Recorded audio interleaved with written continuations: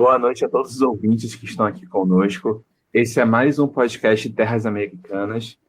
E nesse dia a gente continua o nosso podcast de ditaduras na América Latina, pautando continuadamente a Argentina, com a nossa convidada Brenda Rupá e o nosso professor querido, Vanderlei Vazeleste, como também a minha companheira Maiara. Maiara, manda um alô pro pessoal que está ouvindo. Bom dia, boa tarde, boa noite ou boa madrugada. Eu sou Mayara Mendes, sou licencianda em História pela Unirio e estou aqui na apresentação desta segunda temporada ao lado do professor Vanderlei e do Pedro Araújo. É um prazer estar aqui e hoje nós vamos falar, mais uma vez, sobre a Argentina, porque o episódio não foi suficiente para falar sobre a Argentina. Então espero que seja uma ótima experiência, assim como da primeira vez. Professora Brenda, por favor, se apresente de novo. Ok, bom, muito obrigada pelo convite novamente. Obrigada, Pedro, obrigada, Maiara, obrigada, Vanderlei. Na verdade, eu curti muito a participação anterior e tomara que esteja muito bom essa. E nosso querido professor Vanderlei, mande um olá para o pessoal que nos ouve. Bom dia, boa tarde, boa noite, boa madrugada. Mas eu não gostaria de gravar esse podcast sem... Já que estamos fazendo essa gravação no dia 24 de fevereiro de 2022, eu não gostaria de fazer essa saudação a todas e todas que nos ouvem, sem deixar aqui a minha mensagem de solidariedade ao povo ucraniano. Não vou entrar aqui na discussão da geopolítica, não é esse o objetivo, mas a minha mais profunda solidariedade na condição que tenho de descendente de poloneses, um povo próximo dos ucranianos, que cortou muitos dobrados, passou muitos apertos ao longo do século XX, face às incursões, fosse do século XIX, XX, fosse da Rússia, fosse da antiga União Soviética. Então, eu estou falando do povo ucraniano, do homem ucraniano, da mulher ucraniana, da criança ucraniana, do idoso ucraniano, que nesse exato momento, enquanto estamos aqui conversando, estão passando imensas dificuldades. Eu não estou falando de quem está combatendo em guerra, estou falando daquelas pessoas que não sabem exatamente hoje o que eles vão fazer da vida sob o impacto que na guerra, em qualquer guerra, quem mais sofre é justamente a população civil, que não tem nada com ela. Tá? Minha mensagem, assim, não adianta para nada, mas um desabafo mesmo, eu queria deixar minha mensagem de solidariedade ao povo da Ucrânia, ao civil desarmado da Ucrânia. Concordo com você, Vanderlei. Faz sentido tudo. Importante recado, Vanderlei. E para a gente iniciar nosso podcast de hoje, a gente vai começar com o assunto de guerrilhas. No período ditatorial da Argentina, foi caracterizado por ter resistência armada, tendo focos de guerrilha. Uma delas sendo dos montoneiros, que eram os peronistas de esquerda, com tradição marxista, mais ligada a Fidel e Che, e também com uma certa influência católica. Então, Brenda, eu gostaria de saber quem são os guerrilheiros, de forma mais ampla, como eles atuaram e qual foi seu fim? Bom, é um tema bem complexo, mas vamos lá. Primeiro, a gente tem que pensar nos anos prévios, sim? Eu não me lembro muito até onde a gente chegou a última vez. Acho que até o governo de Isabel. Eu não Sim, me lembro chegamos no governo de Isabel. Nós derrubamos a Isabel aqui. Tá bom, eu já tinha falado, então, do processo de radicalização política que tinha tido, que tinha acontecido sobretudo, a partir do Cordobazo, se lembram? Sim, 1979, sim.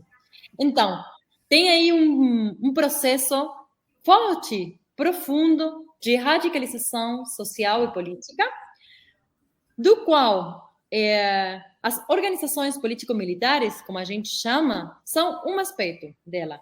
Sim? É um processo bem mais abrangente, do qual a guerrilha ou as organizações político-militares são um aspecto. As guerrilhas existiram entre o ano 1959, que foi a primeira, que foi o Turuncos, em 1959, e os começos dos anos 80. Mas o bico da ação guerrilheira, tá, como tem sido chamada, é a primeira metade da década de 1970, sim? Mas a existência é anterior. É bem importante pensar que o fenômeno da radicalização tem explicações internacionais, regionais e locais, sim, no contexto da Guerra Fria, da doutrina de segurança nacional, das Forças Armadas, pensando no inimigo interno, uma política de radicalização local também, que, se vocês se lembram, eu tinha falado de uma alternância entre governos civis e militares muito aprofundada nos anos 50, 60, 70. Então, descrédito do regime democrático na maioria da população. Isso acompanhou, eu acho, sim, permitiu que grande parte da população acreditasse de que a toma das armas era uma possibilidade, era uma necessidade, porque o sistema eleitoral não aparecia como uma resposta para nada nesse contexto. Então, aí cresceram muito as organizações político-militares, teve um monte de organizações político-militares na Argentina, teve organizações político-militares frentistas, da Frente Única, teve organizações político-militares marxistas e teve organizações político-militares peronistas. Isso é importante também para entender na confluência e também nas diferenças entre elas, sim? Porque, bom, as mudanças foram importantes também ao longo do tempo.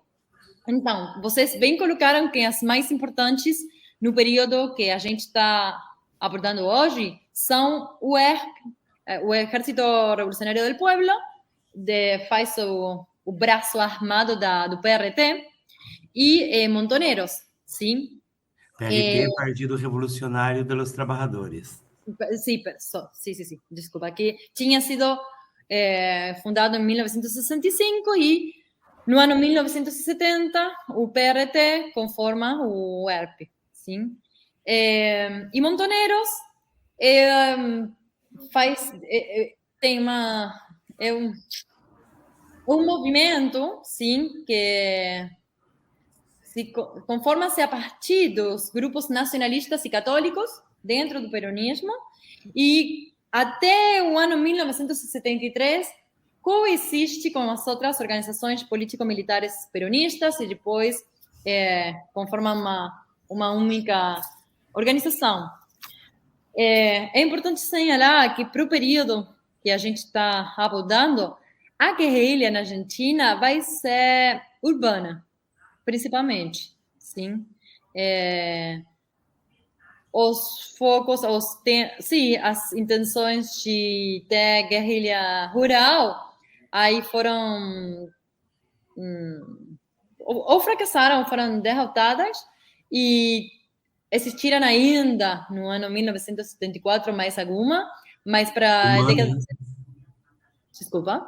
Tucumã, justamente, sim. Foi o último intento do ERP, mas principalmente as ações já para a década de 70 eram urbanas.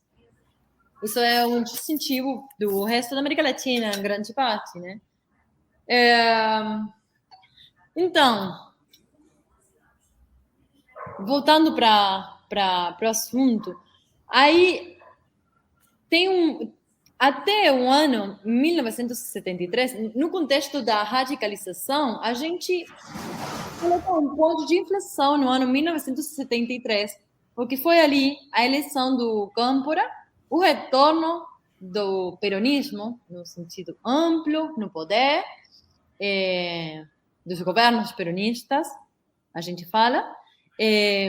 Isso foi um ponto de inflexão tanto para a esquerda em geral, quanto as organizações políticas militares em particular, porque colocou o debate sobre o significado do retorno do Perón. A gente estava lutando pelo regresso de Perón. O Perón era necessário, era uma pedra no caminho para a revolução ou não. E então aí as diferenças começaram a se aprofundar. O segundo momento de acrescentamento das diferenças foi a morte do próprio Perón, em 1974. Sim? Aí, já no próprio movimento peronista, entre a chamada asa esquerda e a asa direita do movimento, se aprofundaram os debates, já na ausência do líder. Já tinha tido muita diferença entre o próprio Perón e as organizações político-militares, que num começo tinham contado com o aval dele no exílio, mas com o retorno do Perón, ele já tinha falado que eram os imberbes, como ele falou na praça. Brenda, só uma observação. Também seria complicado o presidente da República estimular a guerrilha, né? Claro que sim, mas ainda... É esquizofrênico, né? Imagina. Então, a partir disso, também o Montoneros passa para a clandestinidade, sim? Sim. O assunto começa a voltar mais escuro também a partir da presidência da Isabelita, sim, que era vice-presidente na época, e a crise política, social e crescentemente econômica, que vem acompanhada cada vez mais da repressão estatal, tanto legal quanto ilegal, sim? Então, é um momento muito importante que eu acho que vai falar novamente depois, vai ser o plano econômico do ministro da Economia, Celestino Rodrigo, que foi conhecido como o Rodrigazo, porque no ano 1975 foi uma devaluação da moeda do peso argentino de 100%, aumento das tarifas, foram anuladas as negociações salariais do ano, tinham sido bastante boas, mas no plano econômico foram anuladas e adiadas até o ano 1977. Tudo isso acabou numa greve geral, a primeira greve contra um governo peronista, em julho de 1975.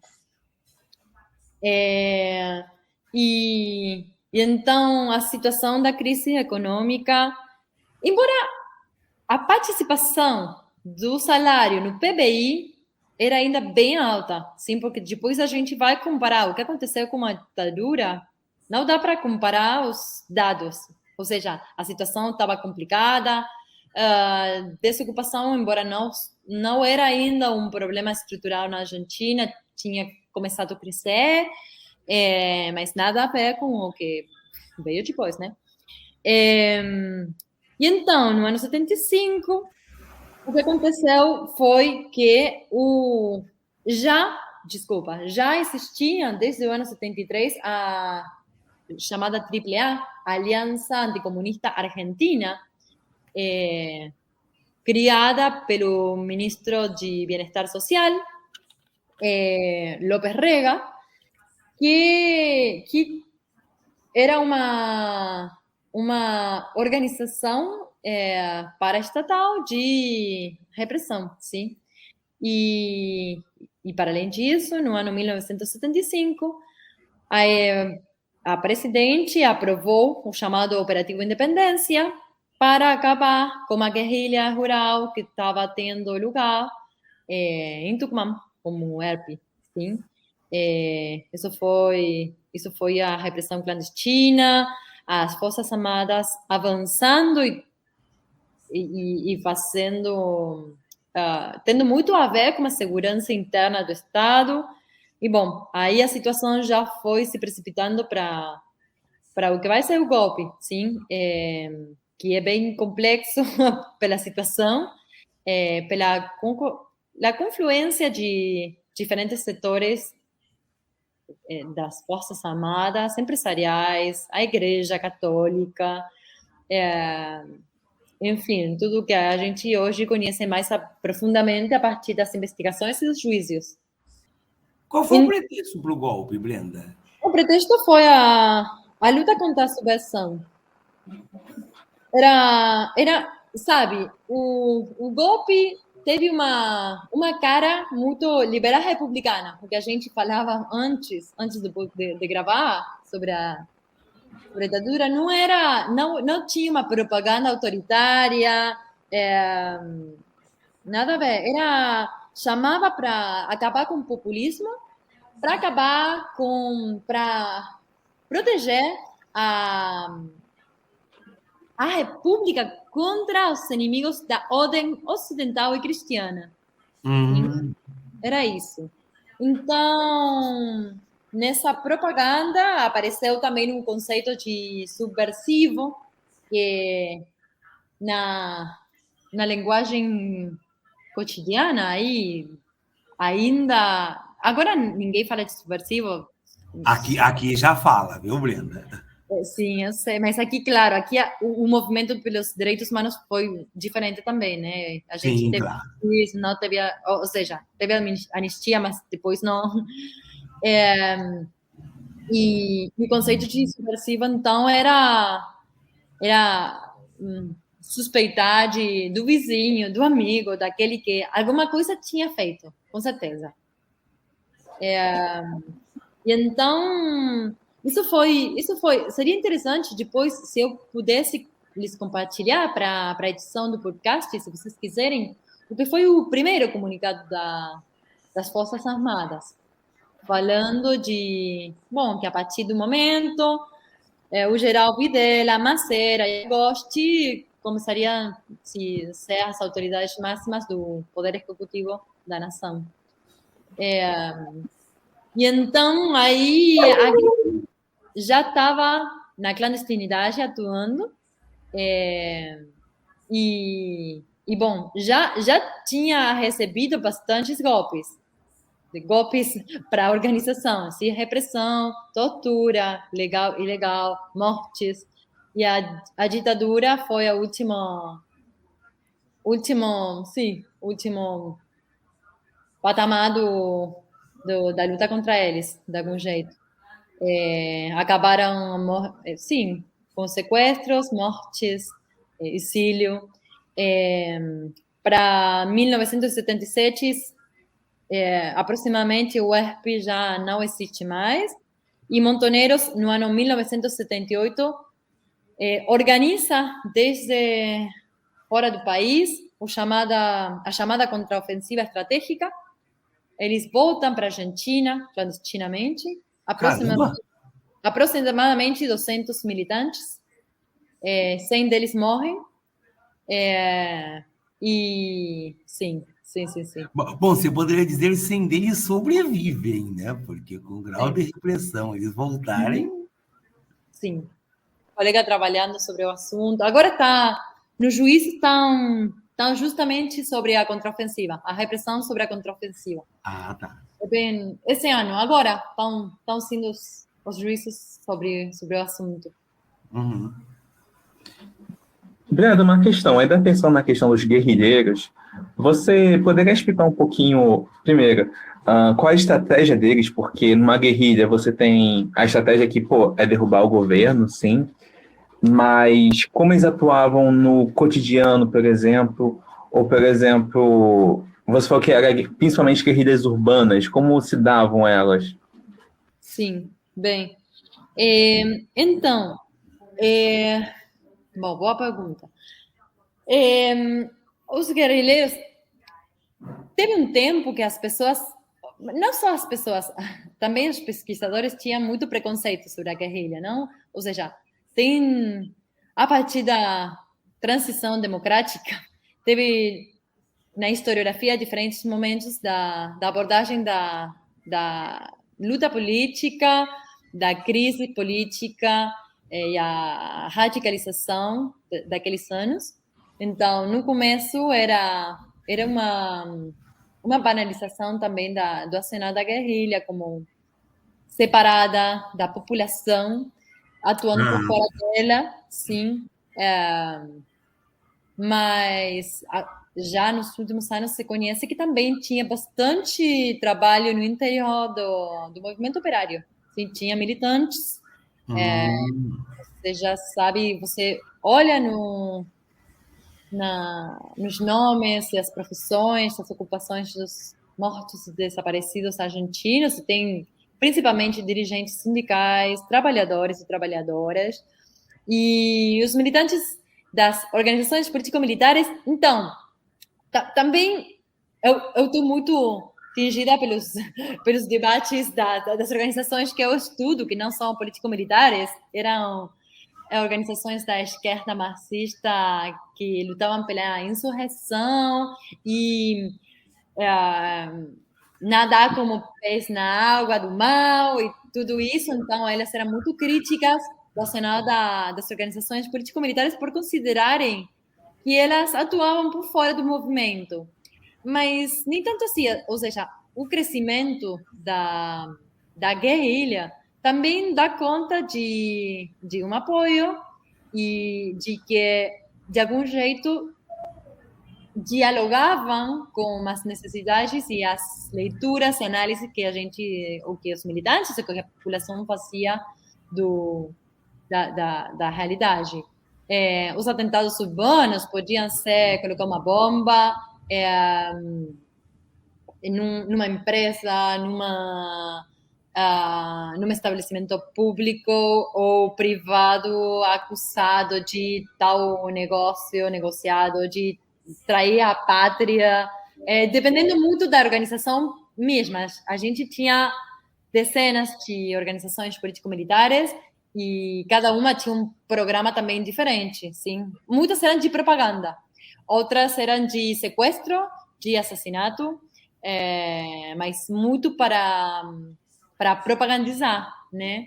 Se preparando para o quê? Para o quê? Para o retorno do verão, para a revolução. Aí já começam as diferenças também. Por isso é também diferente. É difícil dar uma única resposta para a pergunta. E também elas não se entendiam muito bem entre elas mesmo, né, Brenda? Como? Não havia tanto uma parceria entre essas organizações.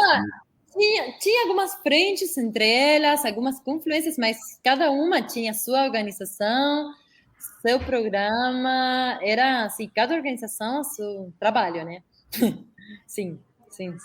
E como eu falei, por isso eu falei também do que o ano 73 e o ano 74 foram pontos de inflexão para o movimento das esquerdas em geral. Agora, só para a gente meio que ir fechando esse ponto, na época do golpe, não de 76, né? Não havia, digamos assim, a possibilidade, pelo menos a curto prazo, dessas organizações tomarem o poder. Não havia, a leitura que tinha era que a revolução estava à volta da esquina. Tá, isso era a leitura deles, né? Mas assim, na prática. Sim, eles atuavam conforme essa leitura. Então, e o crescimento que tinha, a resposta do Estado também permitia-lhes fazer uma leitura de que estavam no certo. Sim. Ah, tá. À medida que o Estado reprimia, eles imaginavam que poderiam. Sim. Eu acho que a principal controvérsia foi sobre o peronismo no governo. Foi o mais difícil, porque a população apoiava também, né? Então, é bem interessante, porque tem estudos que demonstram que não tinha muita denúncia de vizinhos ou familiares sobre aqueles que conheciam que militavam na guerrilha. Interessante. Isso é interessante como um dado. Porque não tinha, embora concordassem ou não com o Nacional, não tinha uma...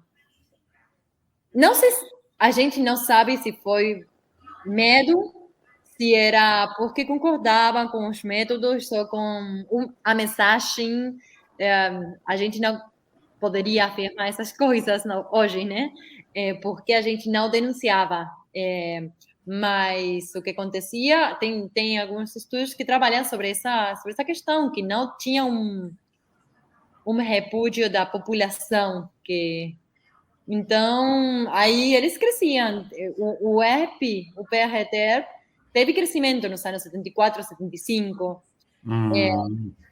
Para alguns pesquisadores, a explicação do crescimento também das organizações político-militares diante as outras forças da esquerda que lutavam pela revolução tinha com que ofereciam, de fato, a opção pela via armada e pela luta armada no momento, na hora. Que as outras organizações falavam da revolução, da luta armada, da inevitabilidade da guerra, da violência, mas que na acumulação política tinha outro tipo de tática, né?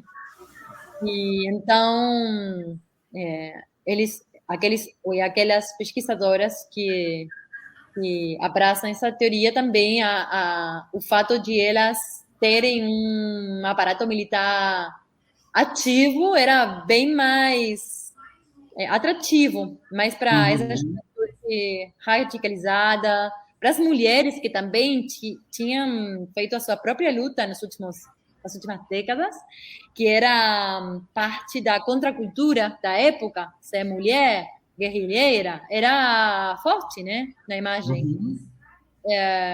Então, eu ouvindo testemunhas e alguma coisa, também tem muito presente essa opção desafiante da ordem que inspiravam as mulheres nessa época. Depois tem estudos de gênero sobre as organizações político-militares, as contradições que tinha no interior entre a libertação da mulher que praticava e as práticas internas, enfim, coisas interessantes para serem discutidas, mas eu não sou especialista na temática, né? Agora, puxando para um outro tema, que é um tema da minha infância, que eu queria que você falasse um pouquinho. A primeira Copa do Mundo que eu acompanhei foi a de 78. Eu curto muito futebol. A primeira Copa que eu acompanhei foi em 78. Teve aquele famoso jogo da Argentina com o Peru, que vocês lembram. Para os ouvintes, a situação era a seguinte: os jogos da Argentina começavam sempre à noite, de modo que a Argentina já sabia do resultado que precisava. E o Brasil tinha jogado contra a Polônia à tarde. Também o Brasil não tinha feito o trabalho de casa, não ganhou da Argentina o jogo anterior, né? Também tem esse detalhe.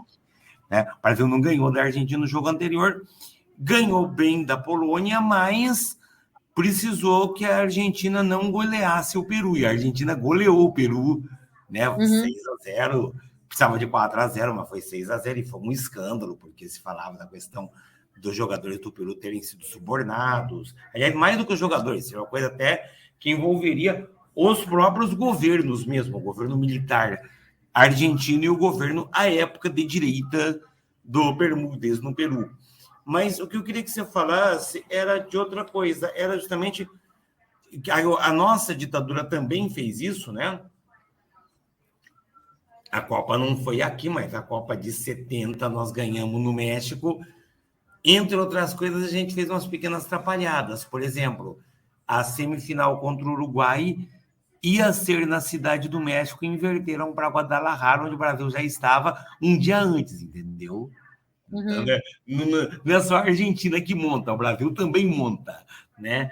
Arma, como se diz aqui no Brasil. Então, mas o que eu queria que você falasse era um pouco desse clima social em torno da Copa, né? Como é que era esse uso do futebol pelo regime, quer dizer, querendo ou não, era uma realização do país, né? A Copa quase que não foi realizada, tinha que fazer estádio, aquela confusão, Até explodiram lá, um cidadão começou a fazer umas perguntas sobre construção de estádio, né? O Eduardo Galeano conta isso, né? No livro chamado Futebol e a Sombra.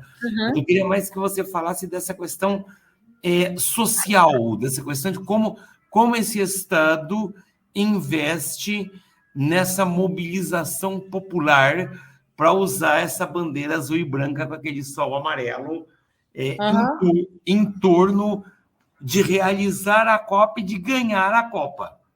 Como é que é isso para vocês? Como é que é isso dentro da Argentina?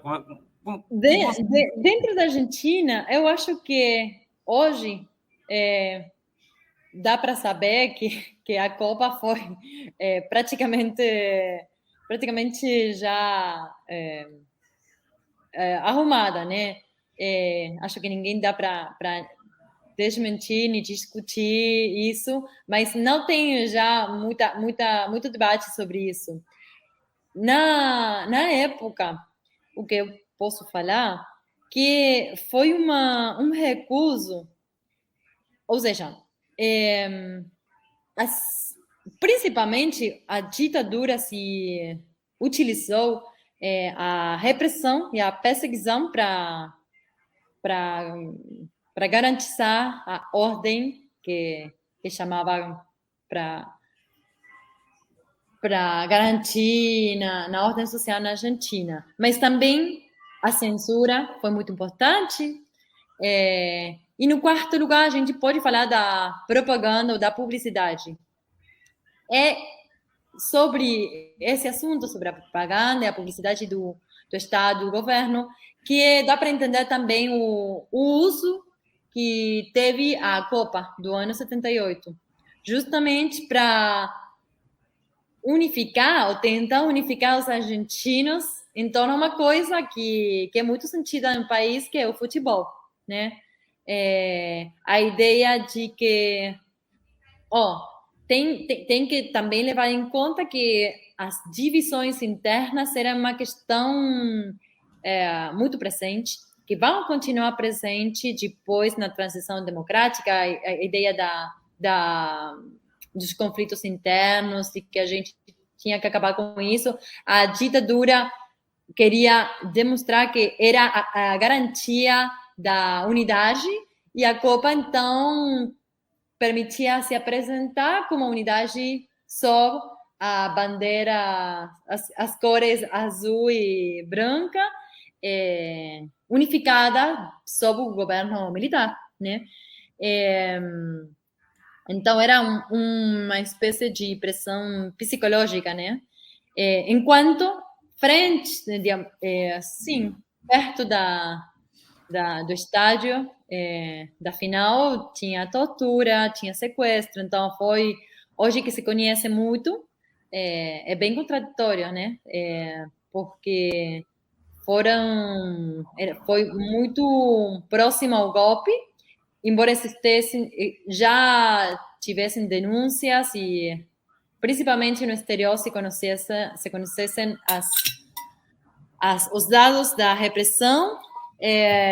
Parte da população fala que não conhecia a situação das coisas que estavam acontecendo, sim. Hoje, os testemunhos da ex-ESMA são bem contundentes de ouvirem as baladas, as torcidas do estádio, e foi assim. Mas, principalmente, foi uma campanha de propaganda do governo, sim? E aproveitaram também a presença internacional para falar que os argentinos éramos direitos e humanos. Isso foi muito forte, porque tinha stickers nos carros, as pessoas, bandeirinhas, que falavam disso. Porque já tinha as denúncias, os movimentos de direitos humanos, como as mais de Praça de Mayo, aproveitaram também a presença internacional para as denúncias, e depois veio a Comissão Interamericana dos Direitos Humanos para fazer aquela visita tão particular e conhecida na Exesma, que eles mudaram tudo aí, acabaram com um monte de pessoas no contexto, porque também a situação de efervescência permitiu, cada, cada, cada tentativa do governo de canalizar a mobilização para próprio apoio também era utilizada pela oposição para sair denunciar. Isso é muito importante também, porque aconteceu várias vezes, ou seja, a gente não tinha permitido andar na rua, você era suspeito por acaso, você tinha que levar a identidade sempre, porque você podia... Estava naturalizado que a polícia podia te levar, né? Se você não tinha identidade, ou se você tinha o cabelo... Os homens tinham o cabelo comprido, ou as mulheres a saia muito curta, ou, enfim. Tudo isso muito misturado com umas noções morais da época. Então, a Copa do 78 foi muito no sentido de ganhar apoio, como foram outras coisas, assim, a guerra com o Chile, as Malvinas. Então, a ditadura, que recentemente estava se enfrentando à crise econômica e crescentemente, então, política, social, etc., tinha vontade de correr para frente, como se fala, né? E as campanhas de propagandas com questões nacionais foram bastante bem sentidas. Então, agora, Brenda, sobre a questão econômica da Argentina durante o governo do Rafael Videla, eu gostaria que você falasse um pouco, né, sobre a questão da abertura econômica desse regime, ou seja, sobre o caráter liberal dessa economia. Sim. Bom, vocês se lembram que eu tinha falado na vez anterior que uma das questões que podiam explicar a situação da alternância política e social dos anos 1955, 1976, tinha muito a ver com aquela briga entre garantizar os ganhos das empresas versus a defesa dos trabalhadores dos direitos adquiridos sob peronismo e depois, né? Os governos não tinham a mesma leitura e as receitas, as fórmulas sobre como fazer isso, se era como o peronismo ou sem o peronismo, se o principal inimigo era o peronismo ou o comunismo, tal. Assim chegamos até o ano 76, quando o golpe foi um golpe bem diferente. A gente já tinha tido 5 golpes antes, eu já tinha falado disso. Era o 6º golpe, 1976. Daqui a pouco a gente vai comemorar mais um aniversário, de algum jeito, para falar. Mas não era um golpe mais um golpe, sim. Foi bem distinto. Foi o golpe mais sanguinário, por algum jeito de falar. Institucionalizado também, né? Que as Forças Armadas entram de frente mesmo, né? Sim. Entram como instituição. Agora nós vamos consertar esse troço, né? Sim.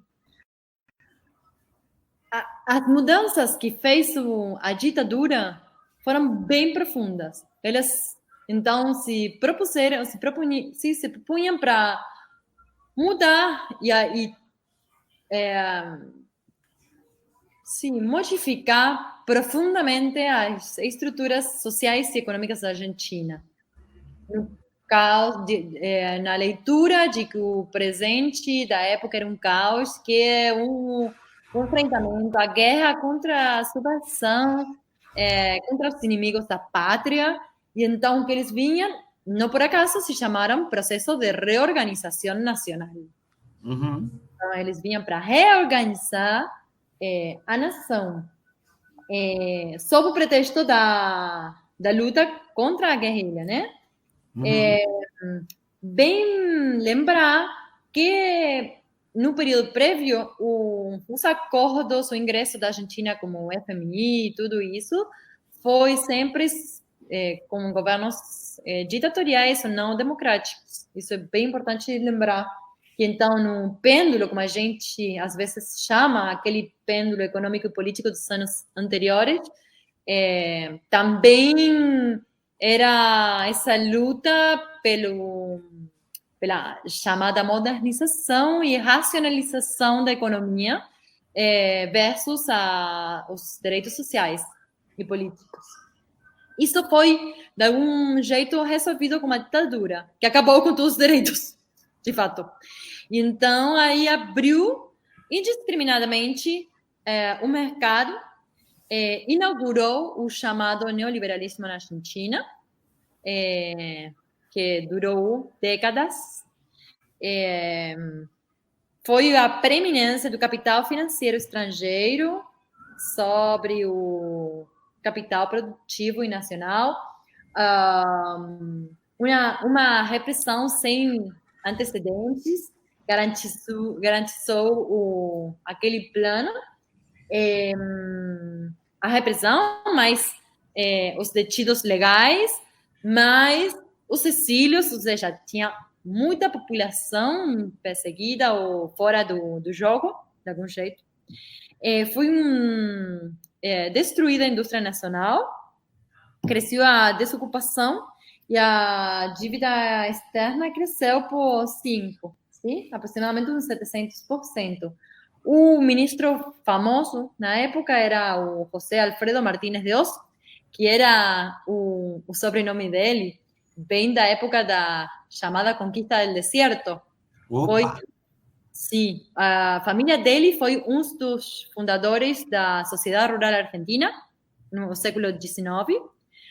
Era uma dessas famílias nobres de latifundários, terratenientes argentinos do século XIX.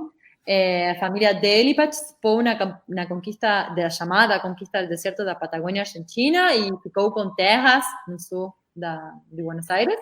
Conquista do Deserto, só para a gente localizar o ouvinte, Brenda, a ação contra populações indígenas na Patagônia que se dá entre 1870, a parte final dela, né? 1878 a 1880, sim, comandada pelo general Roca, que depois vai ser presidente, essa coisa toda. Sim. E então, esses planos, com propaganda, né? É possível conseguir na internet e dar uma olhada, assistir os vídeos das campanhas publicitárias contra a indústria nacional. Você tem uma cadeira, é muito famosa tem uma que é de uma cadeira argentina que o cara se sente e se quebra a cadeira, e então vai uma importada e ele fica bem confortável nela.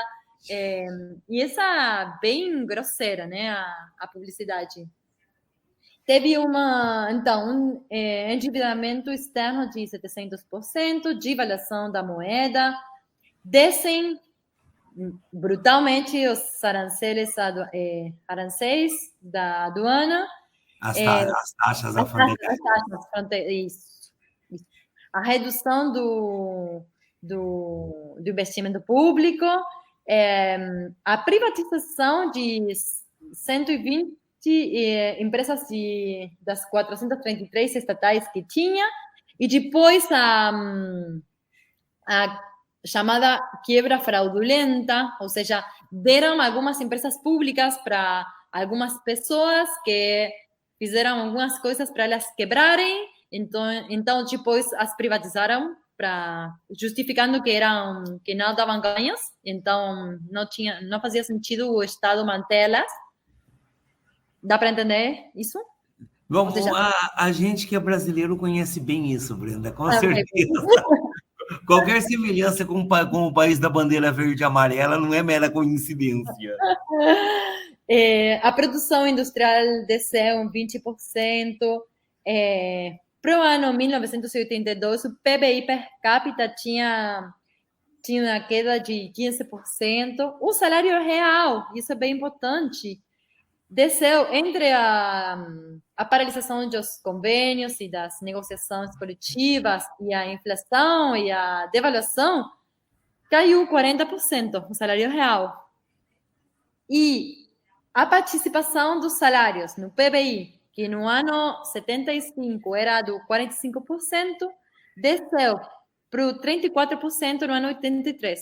Sim? PBI, para nós, Produto Interno Bruto. Aham, isso. É que aqui nós invertemos a expressão. Isso. E depois, o mais grosseiro de tudo foi quando eles, no ano 82, o governo nacionalizou a dívida externa privada.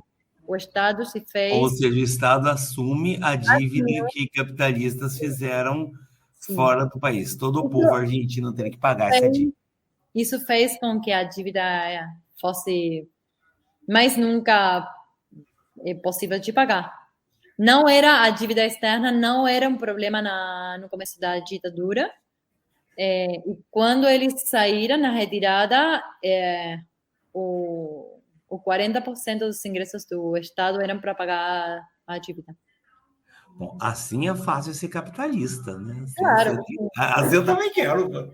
Então, bom, já você citou a guerra contra o Chile, que é quase guerra contra o Chile por causa do canal de Beagle. Aliás, o Chile, inclusive, depois apoia a Inglaterra contra a Argentina, porque teve um general que falou um pouquinho demais e disse que, bom, agora vamos conquistar tudo que seja argentino, que esteja lá no sul. Mas eu queria que você falasse um pouquinho sobre a Guerra das Malvinas, que depois eu tenho uma pergunta polêmica para você, depois que você contar da Guerra das Malvinas.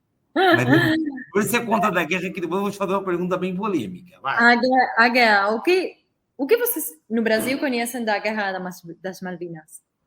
Não, eu lembro, eu era garoto, eu tinha 12 anos de idade. Criança resolve as coisas muito fácil, né? Eu perguntava por que não dá logo a independência para as Ilhas Malvinas? Claro. Criança resolve fácil isso, né? Então, assim, o que eu conheço é que a Inglaterra era uma área disputada por ingleses e espanhóis.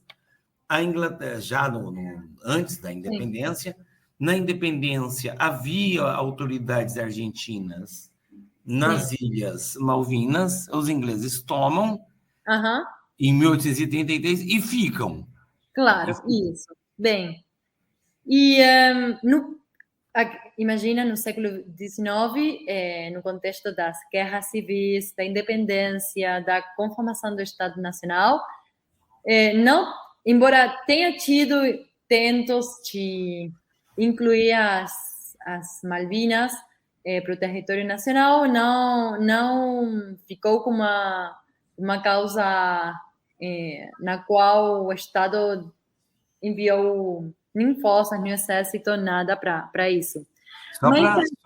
Só para o ouvinte ter uma noção, no momento que a Inglaterra invade as Malvinas, você não tem propriamente um Estado nacional organizado da Argentina. Cada província daquelas tem o seu governador, vai ter hegemonia, claro, de Buenos Aires, que é a mais... A Brenda não vai gostar, que ela é cordobesa, mas Buenos Aires já é a mais desenvolvida naquele momento, mas não havia um Estado nacional. É diferente do Brasil, por exemplo, que o dia que tentaram invadir o Mato Grosso, o Império mandou tropas para lá. Claro. Aqui já tinha um Estado organizado, né? No caso argentino, não.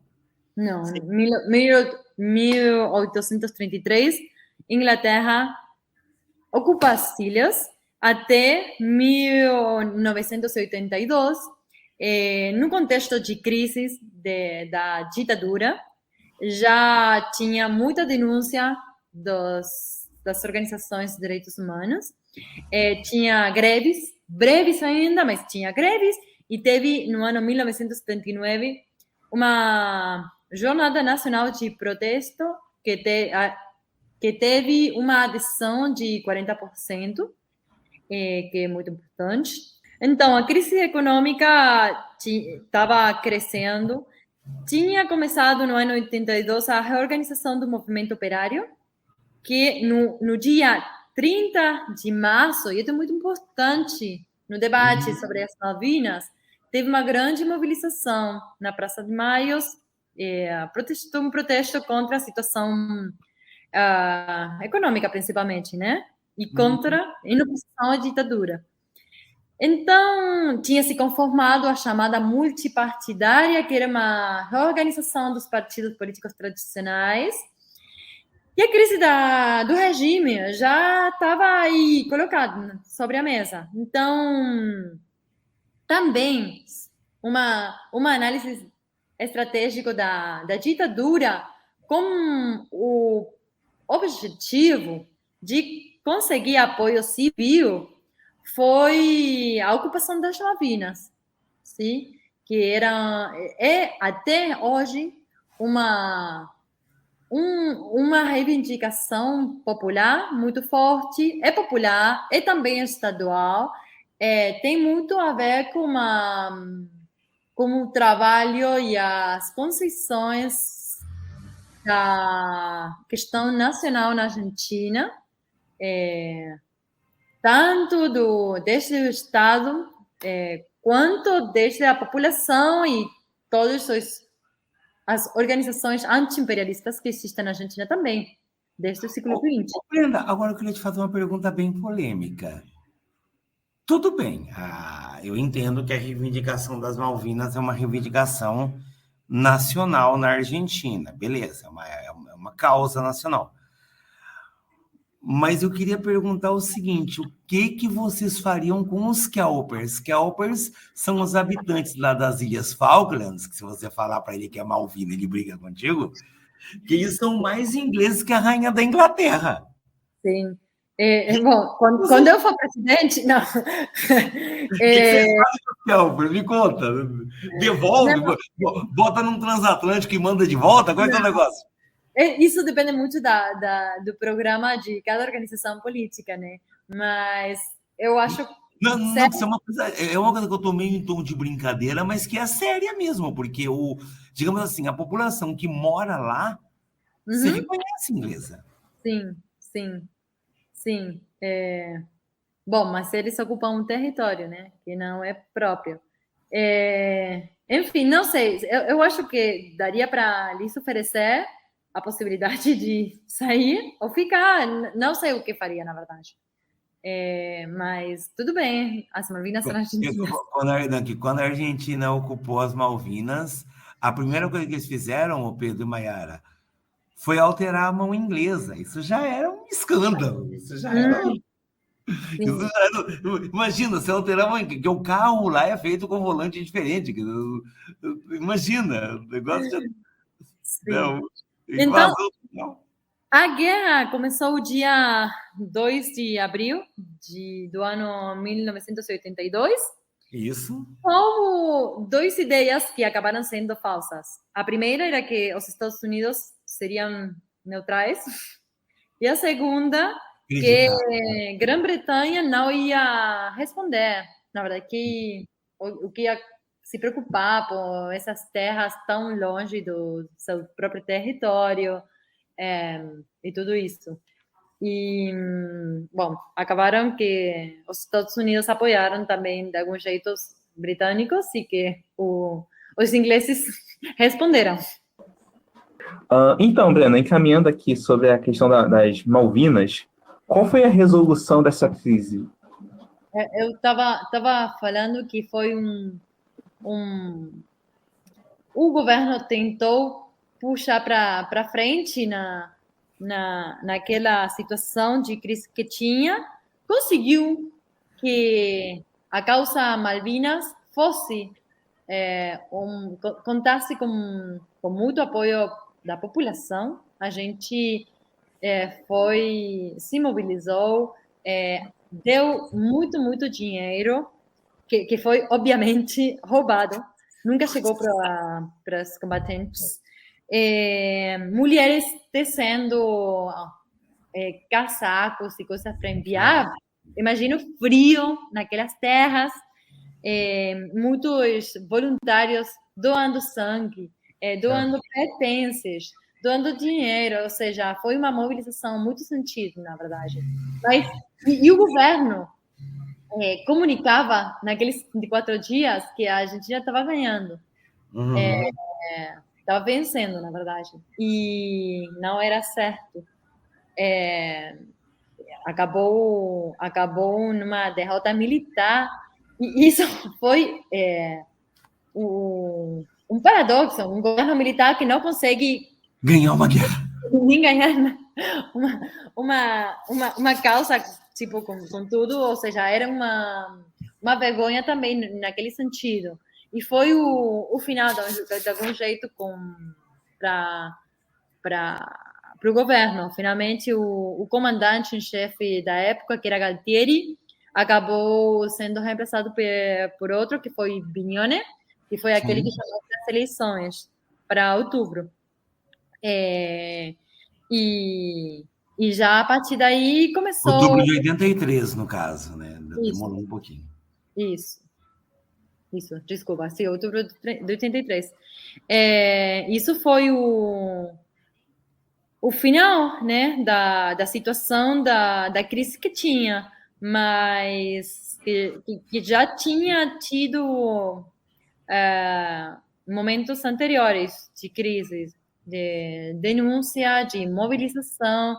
Aqui, apesar da repressão das mortes, das desaparições, o movimento operário popular continuou na luta. De algum jeito, eu acho que isso foi uma coisa que foi bem diferente na Argentina, das ditaduras da América Latina na época. Talvez por isso que durou apenas 7 anos, embora tenha 7 anos que foram muito, muito, muito duros. Porque a repressão da ditadura argentina foi das piores do que eu sou. Bom, pessoal, então vamos agora para o nosso tradicionalíssimo bloco de indicações culturais. Então, Brenda, o que você indica para os nossos ouvintes para que eles possam se aprofundar a respeito do período da ditadura militar na Argentina? Tem muito que é bem para conhecer bastante sobre a ditadura no aspecto da repressão e das detenções clandestinas e tudo isso. Tem vários filmes que eu acho bem interessantes. Tem, bom, Camila, que era das... desculpa, não, porque era. Tem Garage Olimpo, desculpa. Como chama? Garage Olimpo. Garage Olimpo.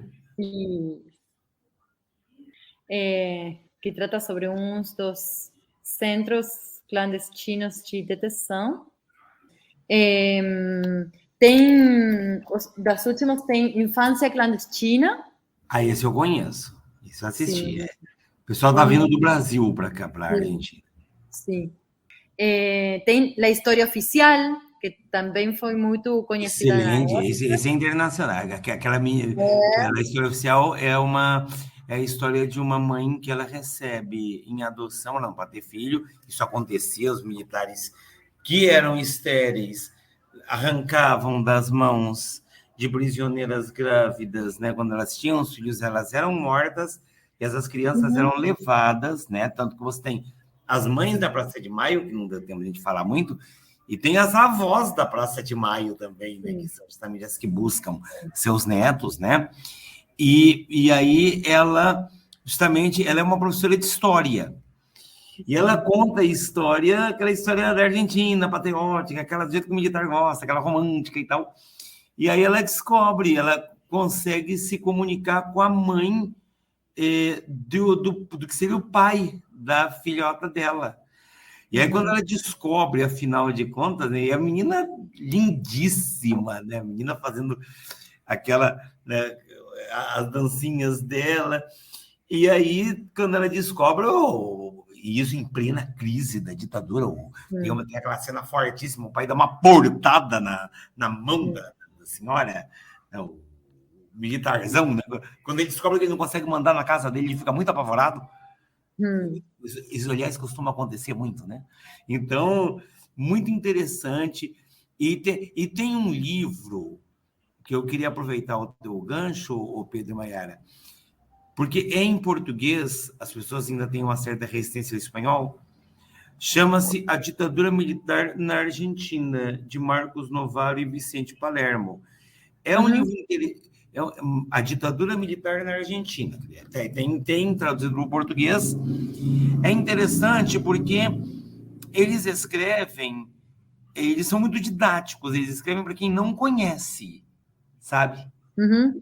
Um brasileiro que não tenha lido sobre o tema Sim. pode ler, que Sim. às vezes você ler o tema, às vezes tem certas referências que a gente aqui não tem, né? Sim, Então, verdade. isso é super válido, eu acho muito interessante mesmo. E realmente Sim. esses filmes que você passou... E tem alguma série legal que a gente possa assistir? Sim, não, queria indicar mais um filme que é tipo documentário que se chama La Guarderia, que é sobre La Guarderia, tipo a creche, isso. Que é dos montoneros que foram para o exílio em Cuba. E aí aqueles que organizaram para voltar e ficaram os filhos lá. Então, eles compartilhar, sim, crescerão juntos. E é muito interessante as testemunhas 30 anos depois, né? 40 anos depois. É bem interessante o processo. Sim. Tem também, sobre as Malvinas, a primeira foi Los Chicos de la Guerra, quando ainda o debate era sobre aqueles pobres meninos, crianças que foram para lutar, mas depois também o olhar sobre a guerra mudou e sobre os combatentes mudou. E teve mais uma comercial que se chamou Iluminados por el Fuego. Como se chama? Iluminados por el Fuego. Depois tem bastante filme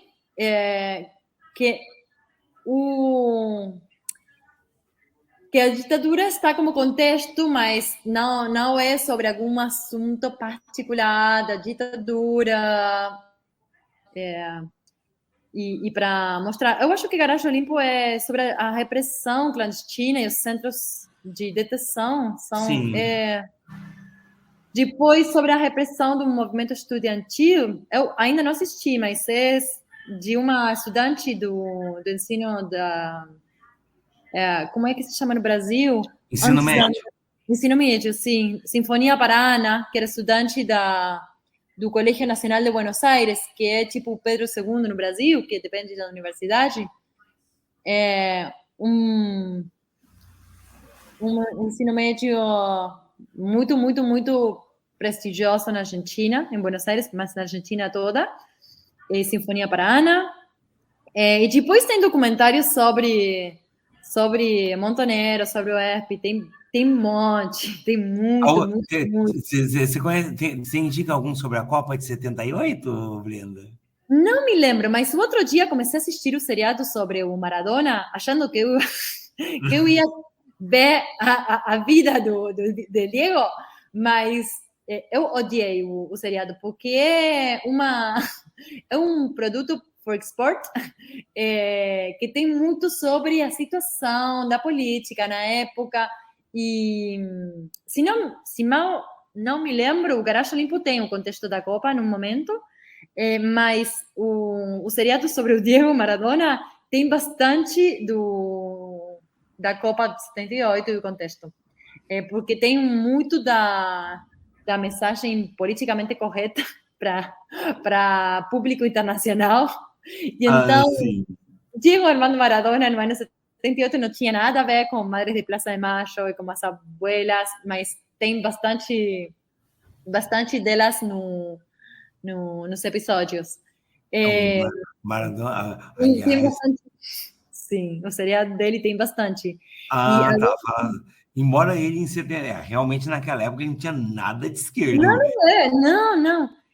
Tem bastante. Para o período prévio, para o período antes da ditadura, tem também Los Traidores, sobre a situação do movimento operário, os debates sobre os dirigentes sindicais chamados de velhos ou de direita, e o movimento operário mais combativo que apareceu na época. Eu acho que é muito, muito bom aquele filme. Pessoal, chegamos ao final de mais um episódio da segunda temporada da Terras Americanas. Agradeço a participação da professora Brenda Rupá, a companhia de sempre do Pedro Araújo e do professor Vanderlei Vazaleschi e, claro, a todos vocês que estão nos ouvindo. Se você gostou deste episódio, compartilhe com outras pessoas, porque isso ajuda muito na divulgação do nosso trabalho, e sigam a Leal nas redes Spotify, YouTube e Instagram. Todos os links estão disponíveis na descrição deste episódio, então não deixe de conferir. É isso e até a próxima.